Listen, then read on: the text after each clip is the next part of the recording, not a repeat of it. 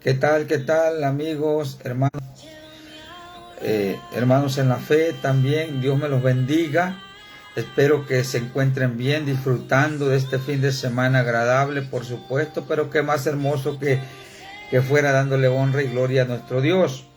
Bueno, deseo que usted esté bien y que el Señor esté haciendo en sus vidas lo que tiene que hacer. Vamos a continuar en esta hora con con las 16 declaraciones fundamentales de fe que todo creyente debe tener. Entonces, las 16 declaraciones de fe, como decimos aquí, fundamentadas en la palabra de Dios, estas 16 declaraciones, a manera de resumen, deberían de estar en la mente y corazón de cada persona que se dice amar y seguir a Dios. Por si acaso no las tiene, bueno, yo se las estoy dando a través de este medio, las 16 declaraciones, y hoy nos enfocaremos en la declaración número 10, titulada El arrebatamiento de la iglesia. Esto es doctrina. Sé que muchos no creen en esto.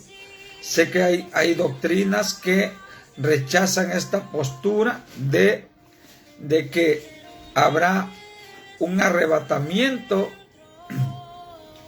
de la iglesia. Quiero ser más claro. Habrá una desaparición de los creyentes, de los aleluyas, de los cuales un tiempo se burlaron muchos. Y bueno, sucederá en aquel tiempo que el mismo Señor hará esto, del cual estaremos hablando a través de este medio y en este tiempo. Seré breve, pero a la vez conciso, porque esto tiene mucho interés en las personas que creemos en el Señor, y también en aquellos que piensan o que se preguntan qué va a pasar con mi vida después de la muerte. Esto tiene mucho interés, así que ponga atención. Se lo voy a explicar a grandes rasgos solamente, y ya usted se encarga de investigar. Pero ojo, porque hay doctrinas, y por allí buscando le van a aparecer doctrinas falsas, negando los sucesos finales de los cuales nuestro Señor Jesucristo nos advirtió.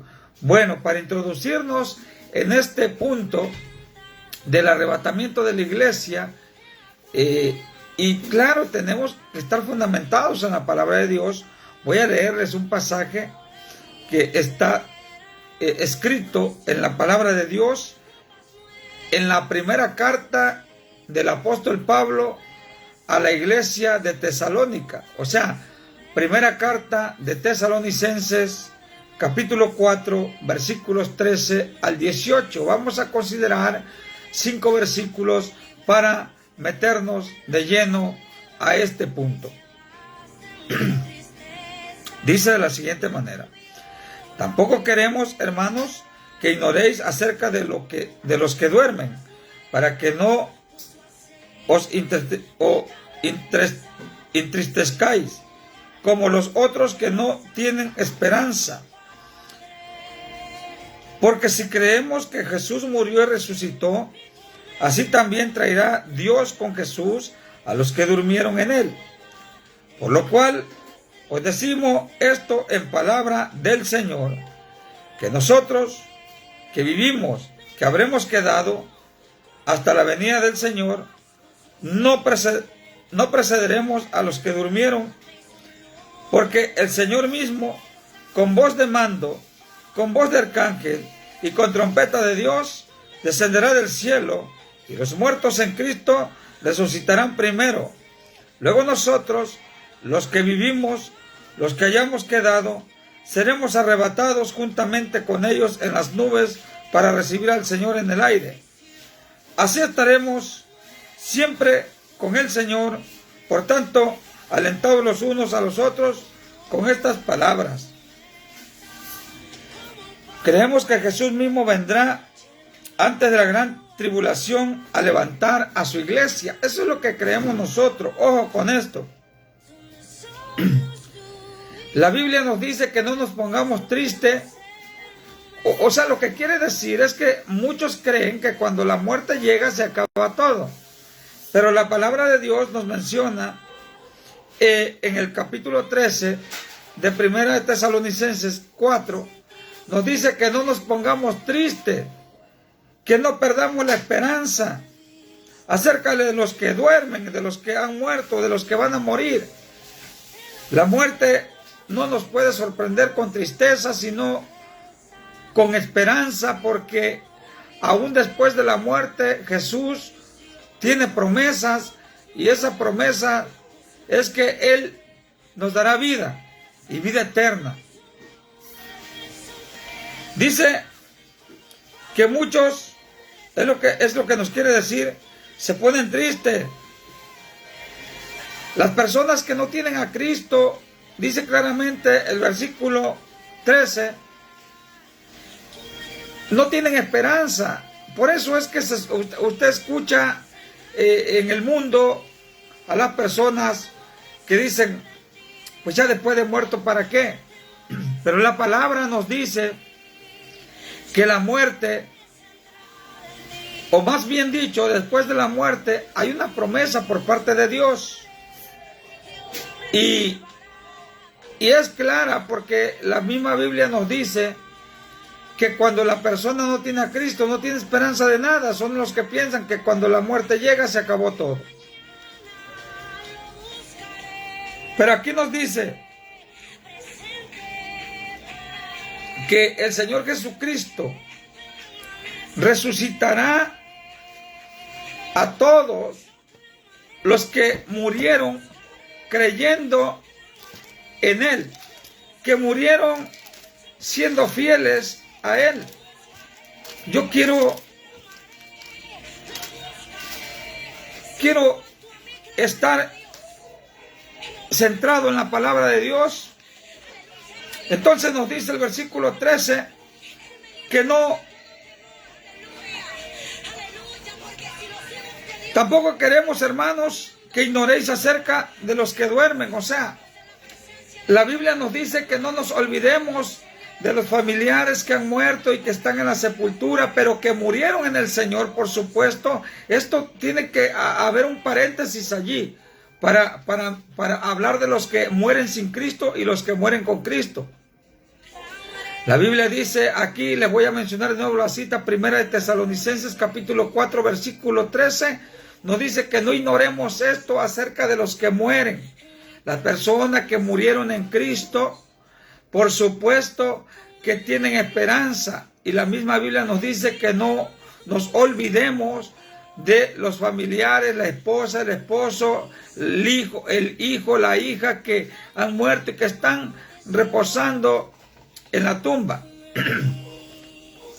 sino que tengamos siempre la esperanza viva. Dice el versículo 14 que si creemos que Jesús murió y resucitó, a la vez que Cristo murió y resucitó, está bien. Él murió y resucitó Él murió por nuestros pecados y resucitó también para brindarnos esperanza acerca de la muerte, porque hay una vida después de la muerte. Recordemos que Cristo murió, pero también resucitó, y a la vez con ese suceso en Cristo, con esa, ¿cómo le pudiera decir? Con ese evento en el cual el anfitrión fue el mismo Jesús, nos brinda a nosotros una esperanza de que no estemos desalentados, sino que estemos con esperanzas vivas acerca de cuando nos llega la vejez, o si mueres en una edad temprana. No puedes perder la esperanza, porque Cristo nos dice que Él mismo nos levantará.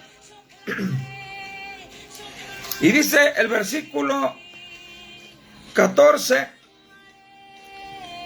que si creemos que Jesús murió y resucitó, así también traerá Dios con Jesús a los que durmieron en Él.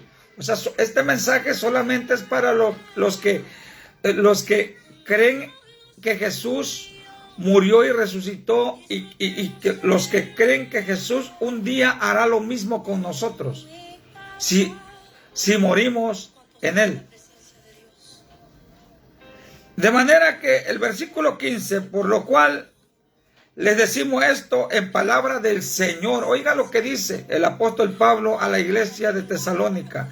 Les digo esto en palabra del Señor. No dice yo pienso, yo me imagino, yo creo, yo sospecho. No. Dice el apóstol Pablo, les digo esto en palabras del Señor. Versículo 15 de 1 Tesalonicenses capítulo 4. Les digo esto en palabra del Señor. Entonces, dice aquí que nosotros que vivimos, que habremos quedado hasta la venida del Señor, no precederemos a los que durmieron. O sea, no precederemos, quiere decir, no nos iremos antes en el arrebatamiento, porque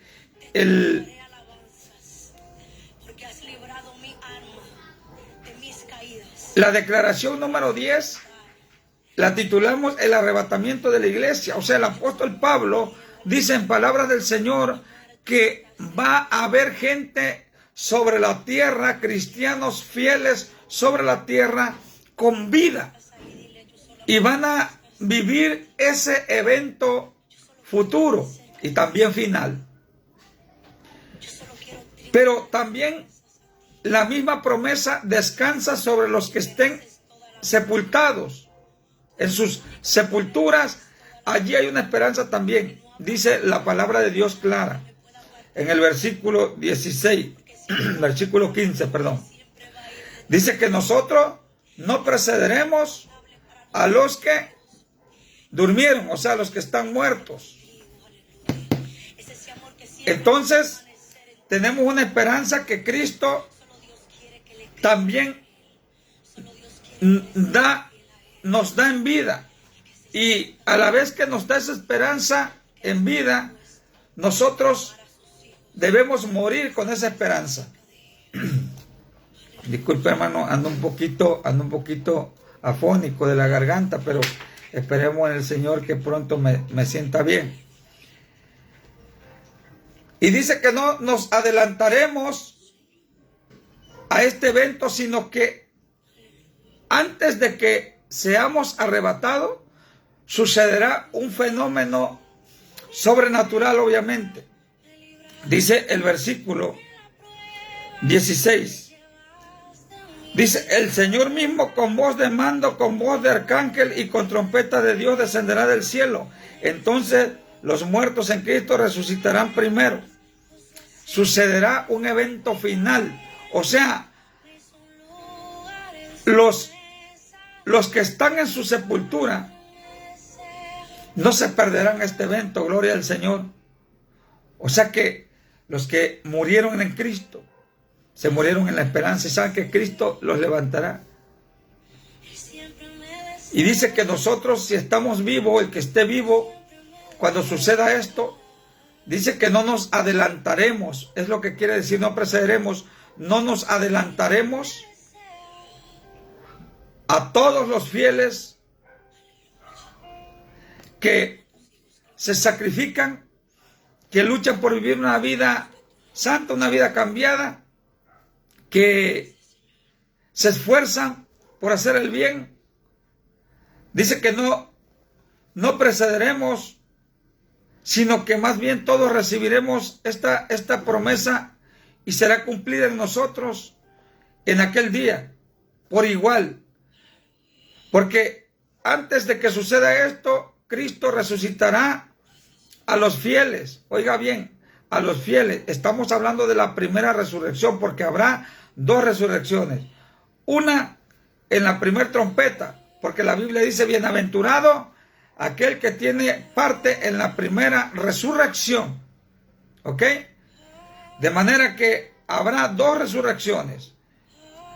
La primera es para los fieles en Cristo, son los que se van con Cristo, son los que Cristo mismo llega, los prepara, los saca de la tumba, los forma de nuevo, aunque estén hechos polvo, y entonces se preparan para volar con Cristo, para tomar el viaje con Cristo, para irse. Apocalipsis 3:10 dice, por cuanto has guardado la palabra, has sido fiel a mí. Es lo que quiere dar a entender esa palabra. Apocalipsis 3:10. Yo te libraré de la prueba que ha de venir para el mundo entero, o sea, la tribulación. Cristo nos promete librarnos de la tribulación, y este evento del arrebatamiento sucederá antes de la tribulación. Cuando la iglesia sea levantada, cuando los cristianos sean levantados, entonces vendrá una catástrofe. Esto no es nada lo que está pasando hoy en día, que ciclones, tornados, que mucha tormenta, muchas inundaciones. Esto no es nada a comparación de lo que viene. Yo te libraré, dice el Señor, Apocalipsis 3:10, de la prueba que ha de venir sobre el mundo entero. ¿Y de qué manera nos va a librar? Obviamente, nosotros creemos en esta cita de Primera de Tesalonicenses, capítulo 4, versículos 13 en adelante.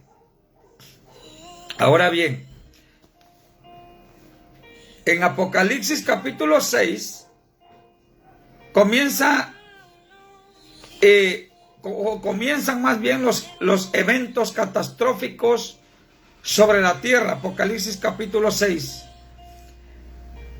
Comienza la desgracia.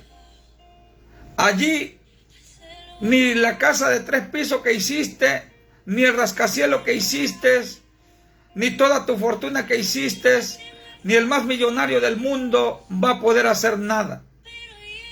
No te va a defender tu dinero, no te va a defender tu residencia, no te van a defender tus palacios.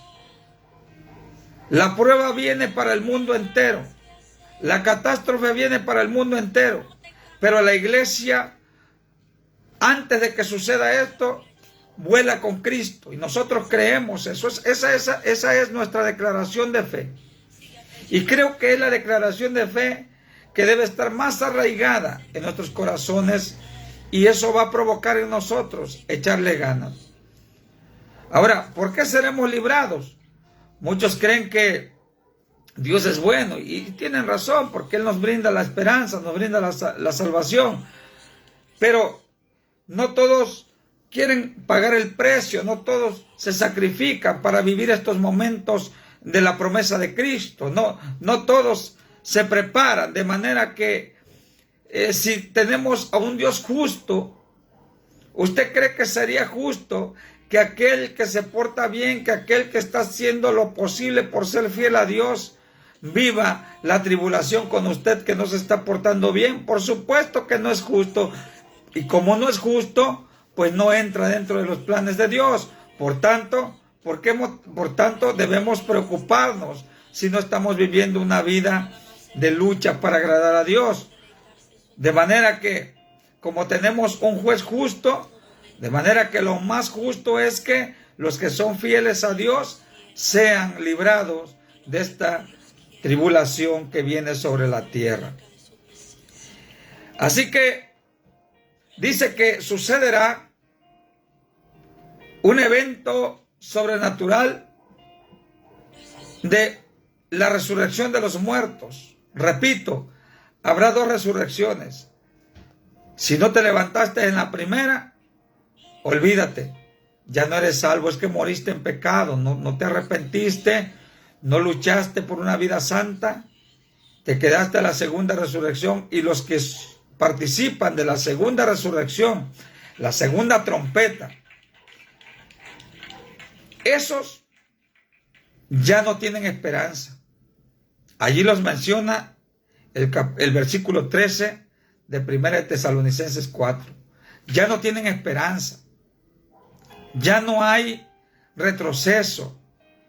Ya no hay, Señor, perdóname, ahora quiero ya arrepentirme. Ya no hay esperanza. En Lucas capítulo 16, Lucas 16, no se lo voy a leer. Simplemente quiero corroborar esa cita porque es importante que usted la tenga clara. Lucas capítulo 16, versículos 19 en adelante, nos narra la historia de un mendigo llamado Lázaro y de un rico cruel que nunca se acordó de los pobres, sino que hacía manjares, o sea, vivía en pecado, deleites, cerveza, vino, comida. Obviamente estas comilonas, le voy a decirlo así en términos coloquiales, era solamente para los de su rango. Jamás se acordó de los pobres y ese rico fue a dar al infierno. Lucas capítulo 16, versículo 19 en adelante. Pero el mendigo llamado Lázaro fue cobijado, fue abrigado por Dios, fue recompensado por Dios. Pero hay algo que dice el rico: Señor, déjame salir para arrepentirme, dame un minuto para arrepentirme. Y el Señor dijo, claro, no hay esperanza ya. Bueno, dame una esperanza, dame un minuto para ir y hablarle a mis hermanos de lo terrible que es esto, del infierno. Y el Señor le dijo, no hay esperanza. Para eso tengo a mis siervos, los que predican la palabra, y a ellos oirán. Pero si no quieren escuchar a ellos, tampoco escucharán, dice el Señor, aun si algunos se levantaran entre los muertos. Mira qué tremendo es el Señor y cómo conoce el corazón de cada uno de nosotros. El Señor dice claramente, ni así escucharán, ni si alguno se haya levantado de los muertos, no lo escucharán. Mire cuando el corazón está duro y en pecado. Así que, amigo, hermano que me escucha, nosotros tenemos una esperanza que viene de arriba, una esperanza que nos dejó mi Señor Jesucristo, y acerca del arrebatamiento. Y este arrebatamiento tiene como propósito librarnos de la ira venidera, librarnos de la catástrofe que viene sobre el mundo. Apocalipsis 3:10. Juan 14:3 dice así, y si me fuere y os prepararé el lugar, vendré otra vez y os tomaré a mí mismo, para que donde yo estoy, vosotros también los tomaré a mí mismo, o sea, los levantaré, hablando claro. Esa es promesa de Cristo. Juan 14:3. Nos levantará. No podemos perder la esperanza. Esto es doctrina. Primera de Timoteo capítulo 4 versículo 16 dice, ten cuidado de ti mismo y de la doctrina. Persiste en ello, pues haciendo esto te salvarás a ti mismo y a los que te oyeren. Una sana doctrina salva. No todas las doctrinas salvan. Oiga esto con cuidado. Porque aquí, 1 Timoteo 4:16 es claro. Cuida la doctrina, dice.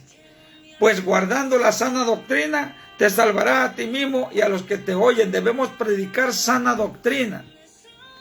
Y esto que les estoy diciendo es hablado por Dios. Dios nos librará de la ira que viene sobre el mundo entero. Apocalipsis 3:10. Nos libra. La misma Biblia nos advierte de la importancia de guardar la sana doctrina. No la tomemos a la ligera. No todas las doctrinas llevan a la salvación.